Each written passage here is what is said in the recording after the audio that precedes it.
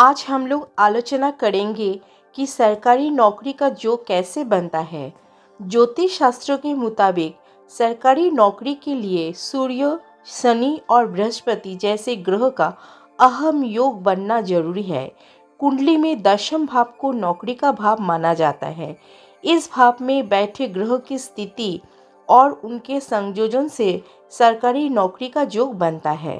सरकारी नौकरी के लिए सबसे बड़े जिम्मेदार जो ग्रह है वो है सूर्य। सूर्य ग्रह शासन, नेतृत्व और अधिकार का प्रतीक माना जाता है। सूर्य ग्रह मजबूत होने से सरकारी नौकरी मिलने का चांस बढ़ जाता है। अगर कुंडली में सूर्य दशम भाव में हो या दशमेश के साथ सूर्य का कोई कनेक्शन हो या सूर्य दशमेश के साथ धर्म त्रिकोण स्थान अर्थात 1, 5 और 9 घर में बैठे हो तो सरकारी नौकरी मिलने का संभावना बहुत बढ़ जाता है।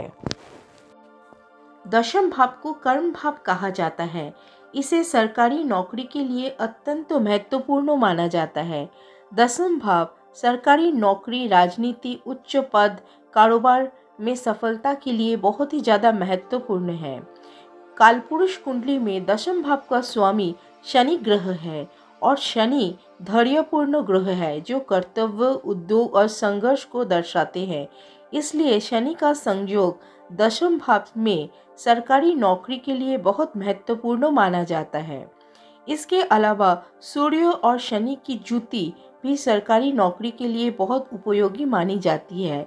इस जुति में ग्रह की दशा मजबूत होनी चाहिए। यदि इस जुति के समय शनि और सूर्य एक साथ होते हैं और दोनों की स्थिति अच्छी होती है तो जातक को कुंडली में सरकारी नौकरी का योग बनता है। इसके अलावा सरकारी नौकरी के लिए बृहस्पति की स्थिति को भी देखा जाता है। यदि किसी व्यक्ति के जन्म कुंडली में बृहस्पति उच्च राशि में स्थित है तो जातक को सरकारी क्षेत्र में सफलता मिलने की अधिक संभावना होती है।